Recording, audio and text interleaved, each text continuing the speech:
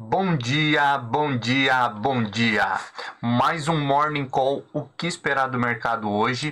Eu sou o professor Wagner aqui da Francesca Educação Financeira e todos os dias, a partir das 5h50 da manhã, nós estamos aqui para falar sobre o fechamento de mercado no dia anterior e sobre tudo aquilo que pode impactar o seu dia a dia hoje, tanto no cenário corporativo quanto econômico e político.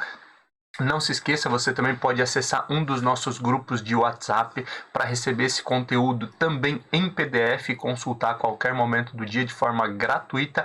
E nós enviamos sempre antes das 7 horas da manhã lá nos nossos grupos de WhatsApp. Se você ainda não participa, solicite o acesso de link de um dos nossos grupos e participe também. Deixa seu like, se inscreva no canal, compartilha para que esse conteúdo também chegue a cada vez mais pessoas e possamos aí cada vez mais levar um conteúdo de qualidade para quem gosta de mercado financeiro.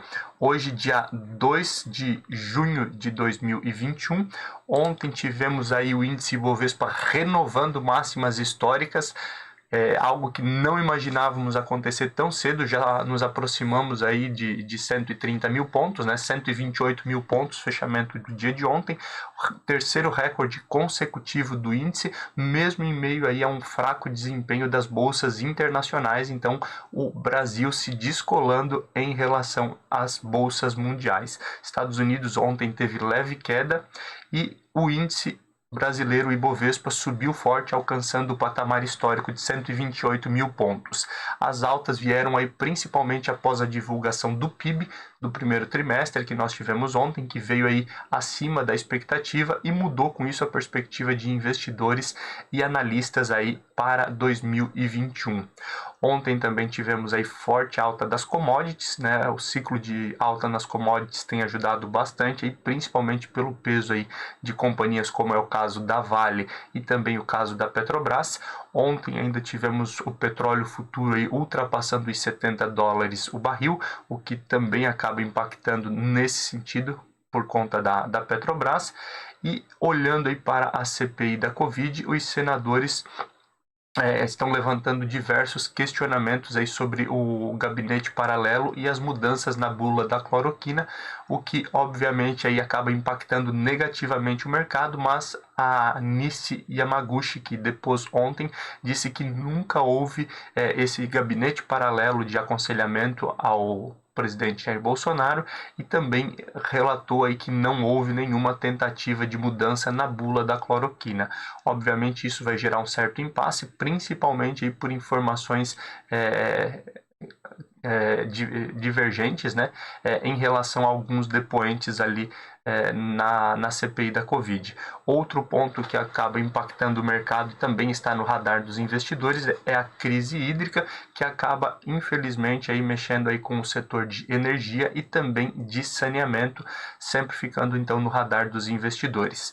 Já olhando para fora, nos Estados Unidos aí vivemos um aumento novamente aí das Treasuries para 10 anos, que são os títulos públicos lá dos Estados Unidos, principalmente aí pelo receio da inflação, enquanto o Fed, o Federal Reserve, o Banco Central norte-americano, continua reafirmando que não pretende mexer em taxa de juros no curto prazo. Na Europa, após aí um dia aí de quedas, que foi na segunda-feira, ontem tivemos altas com boas perspectivas em relação aos indicadores lá na zona do euro, principalmente os PMI, que vieram além da expectativa, e também algumas discussões, principalmente em relação ao mercado de turismo, né, onde a União Europeia como um todo tem discutido a possibilidade aí de viagem aí sem o tempo aí de quarentena, né? A União Europeia, a Europa como um todo, assim como outros países, têm utilizado a quarentena quando algumas pessoas viajam entre os seus países. Quando turistas vêm ali para a Europa, eles têm que ficar em quarentena por um período, e aqueles turistas já vacinados podem ser que não precisem então ficar nessa quarentena pós-viagem, né? Essa é uma das perspectivas que tem sido discutidas e obviamente aí deve melhorar a abertura de mercado e da economia como um todo para a Europa também. De forma geral, a alta das commodities auxiliou a Europa e o Brasil com as altas do dia de ontem. Vamos olhar isso aí para números gerais, que facilita essa interpretação. Tivemos ontem o índice Ibovespa subindo 1,63%, alcançando 128.267 pontos. Nunca havíamos visto algo nesse sentido, né? Terceiro dia de recordes consecutivos. Na sexta ultrapassamos um pouco, ontem na segunda da mesma forma, e ontem tivemos mais uma retomada muito forte aí do índice Ibovespa. O dólar caindo novamente, né, chegando a patamares aí de dezembro do ano passado, chegando a R$ 5,14. Ontem teve uma queda aí no dólar de R$ 1, de 1,62%, enquanto aí nós temos os Estados Unidos aí lateralizando em alguns pontos, mas principalmente queda nas principais bolsas. A Nasdaq, bolsa de tecnologia, ontem caiu 0,09%, chegando aí a 13.736 pontos. O índice S&P 500 caiu 0,05% a 4.202 pontos, e Dow Jones aí tendo uma leve alta então de 0,13%, alcançando 34.575 pontos, olhando aí para esse fechamento aí do Brasil e dos Estados Unidos ontem. Já na Europa, nós tivemos aí também queda no euro, mais de 1% de queda no euro, a moeda chegando aí a R$ 6,31, forte valorização então nos últimos dias, nas últimas semanas, do real frente às outras moedas, e o euro então ontem fechou com queda de 1,22%. Olhando aí para as bolsas, a Alemanha subindo forte, quase 1% de alta na Alemanha, 0,95%, chegando aí a 15.567 pontos. Na França, tivemos aí uma alta no CAC na França de 0,66% a 6.489 pontos, e o Reino Unido chegando a 7.080 pontos, com uma alta de 0,82% no dia 1º ontem. A Ásia, como já falávamos ontem pela manhã, nós tivemos aí China subindo 0,26% a 15.034 pontos, e nova queda no Japão de 0,16%, Japão chegando aí a 28.814 pontos. Já no cenário de cripto, as cripto aí que tem sofrido bastante oscilação aí nas últimas semanas, ontem nova queda do Bitcoin de 1,52%, enquanto o Ethereum caiu 0,70%, lembrando aí que algumas falas, principalmente do Banco Central norte-americano, o Federal Reserve, contribuem para isso, principalmente ontem, quando foi dito aí que não devem escapar de uma regulamentação, principalmente no caso do Bitcoin, né? E isso automaticamente acaba afetando os mercados, e ontem tivemos nova queda então nas cripto.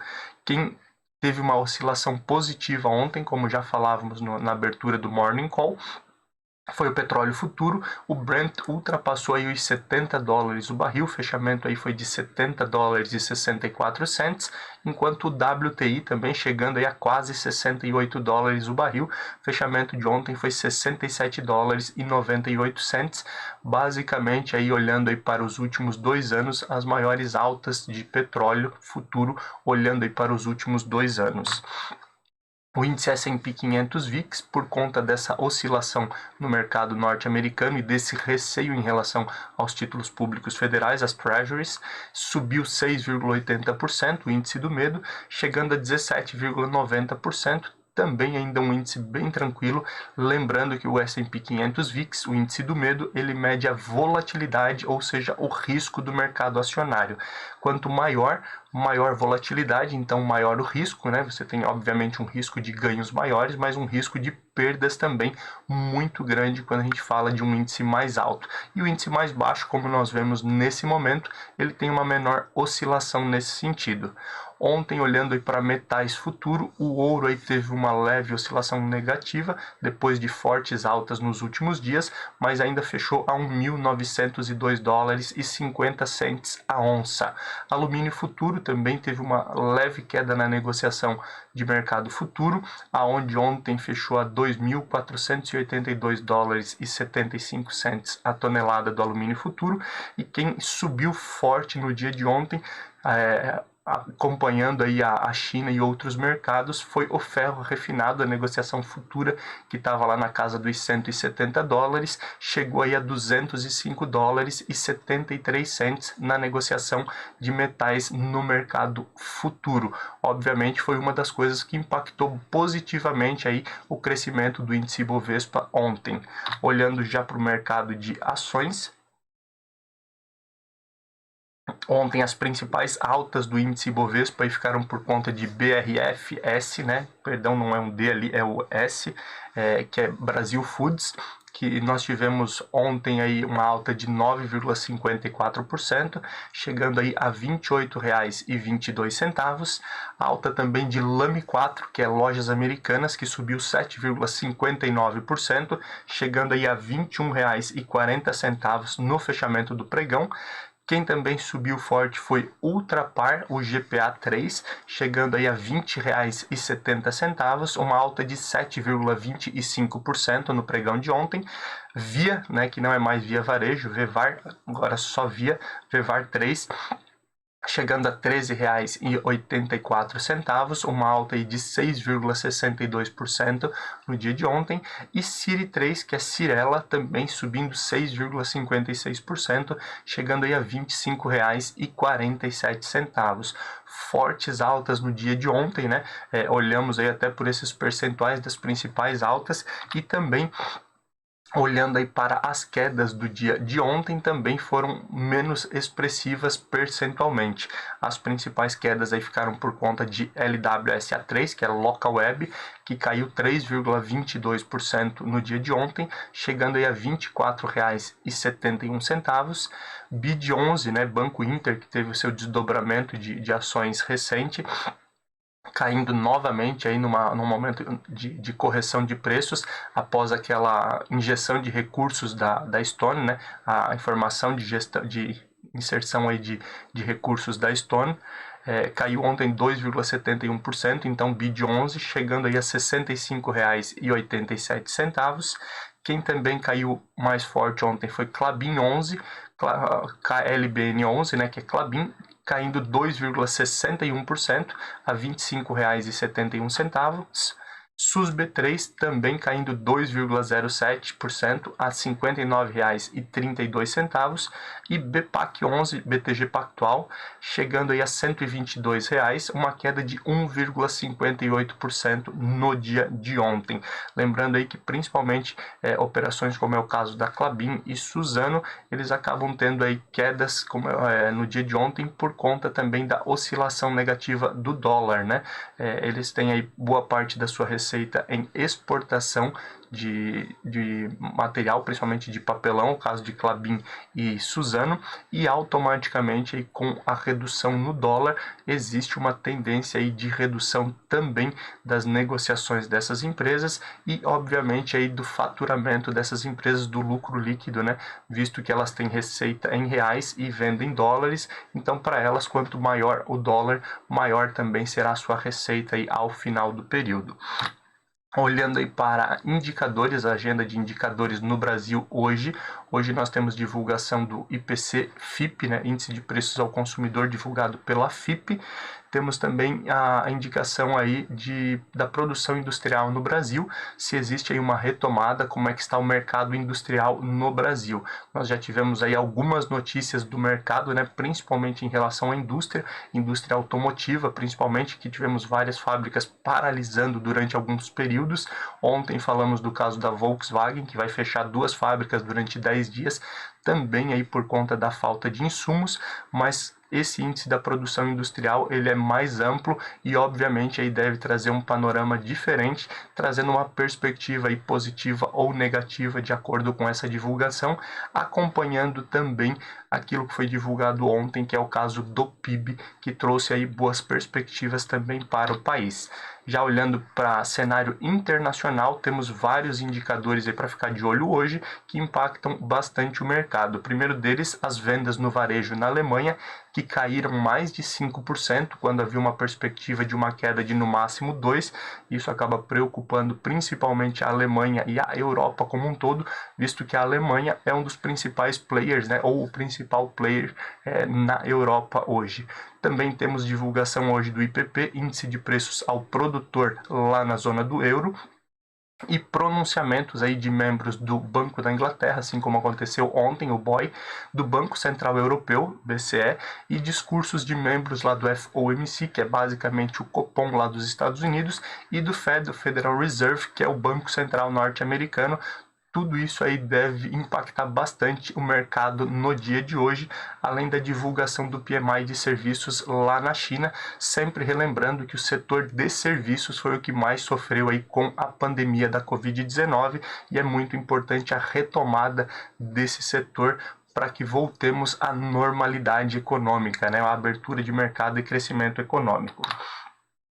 Olhando um pouquinho para a questão política, o Eduardo Pazuello, ex-ministro da Saúde no Brasil, foi nomeado para a SAI, para a Secretaria de Assuntos Estratégicos, né? Mostrando que ele tem o apoio do presidente da República, o presidente Jair Bolsonaro, mas ao mesmo tempo que essa nomeação traz certa proteção aí para Eduardo Pazuello, ele também perde, digamos assim, a proteção militar quando ele retornar para a CPI da Covid, né? Lembrando que ele já foi reconvocado para novo depoimento na CPI da Covid, mas obviamente aqui mostra um apoio do presidente Jair Bolsonaro aí ao Eduardo Pazuello, o seu fiel escudeiro, inclusive em um momento em que o Pazuello estava sofrendo um processo administrativo no Exército por conta aí de ter aparecido aí naquele suposto comício, né, no evento político com o Bolsonaro lá no Rio de Janeiro. O Brasil confirmou, então, a Copa América, né? Ontem falávamos sobre isso, a notícia já era de segunda-feira. Ontem o presidente Jair Bolsonaro tinha dito que não era 100% de certeza, mas ontem, durante o dia, foi confirmada, então, a realização da Copa América no Brasil. Isso gerou novamente muitas polêmicas, principalmente aí críticas do Arthur Lira, que é o presidente da Câmara, e ainda pode haver uma decisão na justiça suspendendo a realização da Copa América aqui no Brasil. Obviamente isso vai movimentar bastante o mercado, inclusive por diversos pontos que a gente já falou ontem, situações polêmicas, inclusive relacionadas à vacina de jogadores, que seria necessária aí para que acontecesse aí corretamente a Copa América conforme foi planejado.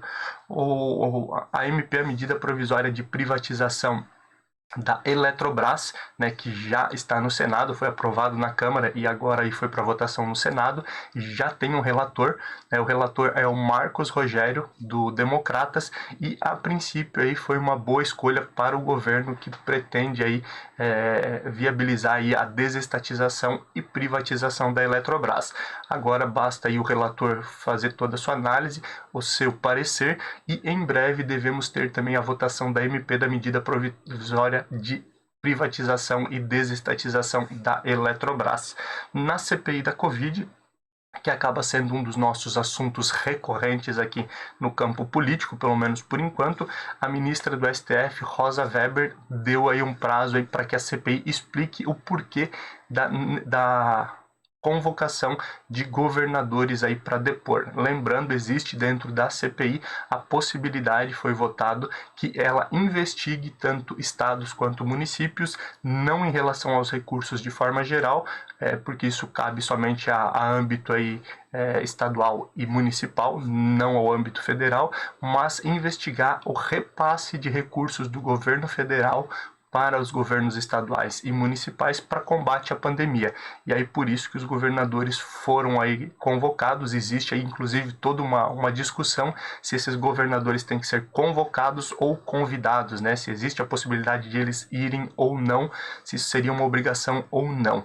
Ainda dentro da CPI, ontem a Anice Yamaguchi disse que não há o comitê paralelo e que não foi tentado mudar a bula da cloroquina. Já falamos um pouquinho sobre isso lá na abertura do nosso Morning Call, o que esperar do mercado, mas obviamente isso gera um impacto principalmente em outros depoimentos, né? Principalmente como é o caso aí do diretor da Anvisa e de outros depoentes que falaram aí nessa existência aí do comitê paralelo e principalmente da tentativa de mudar a bula da cloroquina.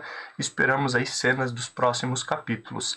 O Flávio Bolsonaro, filho do atual presidente Jair Bolsonaro, filiou-se aí ao Patriotas, né? E isso indica aí uma estratégia política do presidente também em relação às eleições de 2022. Alguns analistas políticos falam aí em uma possibilidade do presidente também se filiar, no caso aí, ao Patriotas, como aconteceu no período lá da última eleição, onde Bolsonaro e o Flávio Bolsonaro se filiaram aí na época ao PSL, tiveram muita força em relação à eleição e aí tiveram muita força também em decisões políticas.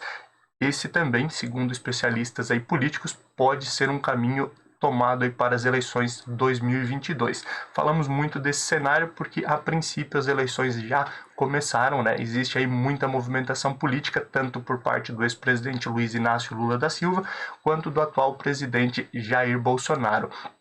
E isso tudo deve impactar o mercado de forma geral.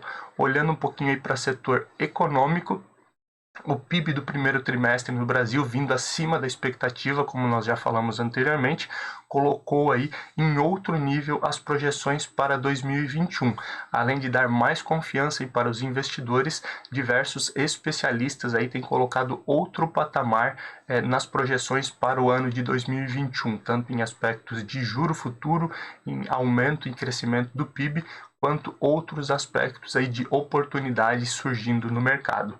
Especialistas falam aí em uma necessidade de redução de estímulos lá pelo Fed, o Federal Reserve, o Banco Central norte-americano, para não gerar altas da inflação e altas das treasuries lá nos Estados Unidos. Lembrando, todo o estímulo econômico que o governo norte-americano tem feito, em um primeiro momento é muito bom para a retomada econômica, para a retomada do crescimento, mas alguns especialistas já começam a olhar isso com um olhar negativo, principalmente aí por conta aí dessa inflação que tem aumentado, já está bem acima do que é o normal lá nos Estados Unidos e o que é a meta do governo norte-americano, mas o Fed ainda, o Federal Reserve, ainda não tomou um posicionamento para mexer nesse sentido e óbvio existe aí uma repercussão de inflação tanto nos Estados Unidos como em diversos países da Ásia e da Europa, migrar para o mundo inteiro e também isso chegar no Brasil, aumentando ainda mais a perspectiva de inflação para o ano de 2021 e, obviamente, para controlar essa inflação, o governo brasileiro aí teria que mexer ainda mais na taxa de juros, o que acaba acarretando um aumento na sua dívida quando a gente mexe aí com a taxa básica de juros, que é a Selic. E aí entramos no próximo ponto, que é o fato de especialistas falarem aí em uma Selic talvez acima dos 6% ainda em 2021, por conta aí desse aumento de inflação que pode chegar aqui no país, e para controlar isso, então, o governo teria que aumentar ainda mais a taxa básica de juros, aumentando com isso a sua dívida de forma geral. Notícia importante em relação à pandemia: a Fiocruz, Instituto Oswaldo Cruz, assinou aí o contrato aí para recebimento e transferência de tecnologia juntamente com a Oxford, né, da vacina da Oxford. Esse contrato aí, um pré-contrato já havia sido assinado aí no final do ano passado. Ele tem 3 fases, a primeira fase e a segunda já foram feitas. A primeira fase era somente o recebimento e, vamos dizer assim, a distribuição das vacinas.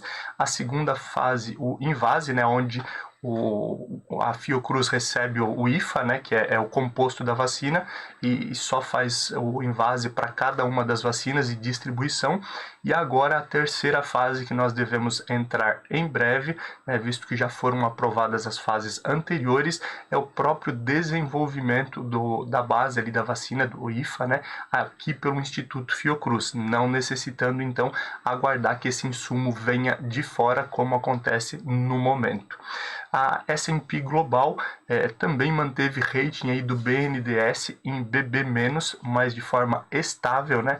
Nós tivemos aí nessa semana também a divulgação aí de uma manutenção do rating do Brasil em BB-, e agora falando em BNDES, lembrando a instituição aí muito forte no Brasil, principalmente voltado à área de desenvolvimento.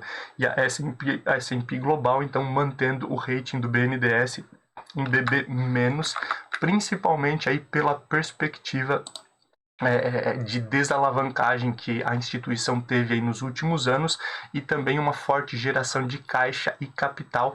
Lembrando que essa semana também falamos aí da aprovação da CVM, onde o BNDES pode também atuar aí como banco de desenvolvimento, inclusive coordenando a IPO, né, oferta inicial de empresas na Bolsa de Valores. Ministro Paulo Guedes, para encerrarmos aqui o ponto de economia, voltou a afirmar que a reforma tributária que está sendo discutida hoje na Câmara e no Senado irá tributar dividendos. Esse já é um projeto antigo e isso obviamente aí mexe com os investidores, né? Visto que ninguém quer pagar imposto de renda, mas o Brasil é um dos poucos países no mundo onde os dividendos, a distribuição de lucros de empresas não é tributada para a pessoa física, né? Existe a tributação obviamente dentro da pessoa jurídica, mas a pessoa física que recebe os dividendos, recebe os lucros da empresa, ele não é tributado aí em relação a esses dividendos. Aguardamos, mas isso certamente deve impactar o mercado de forma geral. Olhando aí para o mercado corporativo, a Fleury comprou 2 laboratórios no Espírito Santo, entrando então nesse mercado lá no Espírito Santo. Os 2 laboratórios o Bioclínico e o Pret, os 2 laboratórios lá do Espírito Santo. Lembrando que esse mundo aí, principalmente quando nós olhamos aí para o mundo de saúde, tem tido aí diversas mudanças, novos IPOs no ano passado, fusões e aquisições, e com isso Fleury também entrando nesse novo patamar aí de novas aquisições e expandindo aí. Fleury, que é um dos principais laboratórios aí a nível Brasil. A Stone divulgou aí o seu lucro líquido, né? Era uma das empresas que ainda não tinha divulgado o resultado do primeiro trimestre. Temos sempre aquela bateria de muitas empresas que divulgam em sequência ali, inclusive sempre falamos durante esses períodos sobre a divulgação de resultados do trimestre. Agora saiu a divulgação da Stone, e a Stone teve um lucro líquido aí de 158 milhões de reais no primeiro trimestre de 2021. Lembrando aí que a Stone recentemente aí, fez aquela injeção de recursos ali, comprando até 5% aí das ações de Banco Inter, né? Onde o próprio Banco Inter também teve uma forte alta e uma perspectiva de Banco Inter sair da negociação da Bolsa Brasileira e migrar para a Bolsa de Tecnologia norte-americana, a Nasdaq. Voltando aqui para empresas brasileiras, a JBS, que nós falávamos ontem, aí, que sofreu um ataque cibernético lá na Austrália, inclusive a Austrália aí, que representava aí 20% do consumo de carne da JBS, também sofreu ontem aí ataque aí às suas operações lá nos Estados Unidos. A crise aí foi ainda maior nos Estados Unidos, visto que a JBS tem muita força também nos Estados Unidos e inclusive a própria Casa Branca está auxiliando a companhia em relação a esse ataque cibernético. Durante o dia de ontem e o início do dia de ontem não há nem mesmo uma perspectiva de qual será o preço da proteína animal lá nos Estados Unidos por conta aí dessa paralisação da JBS, que também não existe aí um momento, uma expectativa de quando que retoma aí a sua produção normal. No mercado de bebidas não alcoólicas deve sofrer uma nova queda aí com o auxílio emergencial menor e ainda com a questão de bares e restaurantes fechados, né? Isso obviamente impacta aí algumas empresas aí, enquanto nós tivemos, por exemplo, Ambev, que também tem a distribuição de bebidas não alcoólicas, mas mantendo seu resultado principalmente por conta aí do consumo de bebidas alcoólicas, que apesar de não existir em bares e restaurantes, aumentou o consumo doméstico. de cervejas e outras bebidas, mas o mercado de bebidas não alcoólicas, segundo o especialista, deve sofrer um novo revés e, obviamente, as empresas aí que dependem dessa questão e as empresas listadas na bolsa, que são empresas que distribuem e vendem as bebidas não alcoólicas, como é o caso de refrigerantes e sucos, devem sofrer também o impacto dessa questão aí da não abertura ainda de bares e restaurantes e a redução do auxílio emergencial. Finalizando aqui, a Vivara está negociando também a aquisição da H-Stern, mais uma possível fusão, uma possível aquisição, lembrando que estamos passando aí por um momento forte de fusões e aquisições dentro da Bolsa Brasileira, o que impacta bastante o mercado também, visto que diversas dessas empresas já tinham um nível de maturação muito alto e, obviamente, isso impacta também no resultado, né? Vimos também recentemente o caso de Hering, que teve a sua fusão, a sua aquisição ali pelo Grupo Soma e disparou, lembrando aqui não é uma recomendação de compra, mas sim informações que podem impactar o mercado e impactar de forma geral os seus investimentos. Agora, 6h21 da manhã, olhando aí para abertura e fechamento de mercado, na Ásia já temos aí as bolsas fechadas. China fechou em queda de 1,18%. a 14.857 pontos, por mais que alguns números de PMI da China vieram positivo, outros vieram negativo, abaixo da expectativa, o que faz aí com que as ações chinesas também cheguem aí no seu menor patamar das últimas 14 semanas. E olhando também para fechamento na Ásia, fechando também novamente em sentidos opostos, né? O que tem acontecido normalmente nos últimos dias. O Japão, então, enquanto a China fechou negativa, Japão tem fechamento positivo, alta de 0,46%, chegando aí a 28.946 pontos. Novamente, aí Japão se aproximando dos 29 mil pontos. Olhando aí para as bolsas europeias, que tem oscilado bastante aí nessa manhã, a Alemanha operando aí desde cedo entre perdas e ganhos, mas nesse momento aí sendo negociada aí com alta de 0,13%. A França, o CAC na França subindo aí 0,18% nesse momento, e no Reino Unido uma alta aí de 0,25% agora às 6h23 da manhã. Enquanto isso, o pré-market lá dos Estados Unidos, que ontem aí já teve negociações negativas em sua maioria, nesse momento também Dow Jones tendo alta de 0,10%, enquanto S&P 500 e Nasdaq caindo. S&P 500 operando aí com 0,05% de queda, oscilando entre perdas e ganhos, e Nasdaq caindo um pouco mais, uma queda de 0,15% nesse momento, 6h23 da manhã. Novamente aí devemos ter um dia de bastante oscilação, principalmente aí por conta de algumas divulgações aí de indicadores a nível mundial e obviamente uma expectativa muito grande aí dessa retomada nos Estados Unidos, principalmente aí com pronunciamentos aí do Banco Central norte-americano e também do FOMC lá nos Estados Unidos. Aguardamos, com certeza será um dia aí de oscilação, onde pode haver muita realização de lucros aqui no Brasil, por conta da forte alta dos últimos dias, mas a tendência aí é de a Bolsa Brasileira seguir então as bolsas internacionais, principalmente as bolsas norte-americanas. O mercado é soberano, não há como ter uma perspectiva exata, mas obviamente aí as tendências apontam para isso. Obrigado pela sua companhia, passamos um pouquinho do tempo normal hoje. Não esqueça, deixa seu like, se inscreva no canal, compartilhe esse conteúdo e acesse também um dos nossos grupos de WhatsApp para que a gente possa aí trocar essas informações todos os dias antes das 7 horas da manhã. Um abraço, bons negócios e até amanhã a partir das 5h50. Tchau, tchau.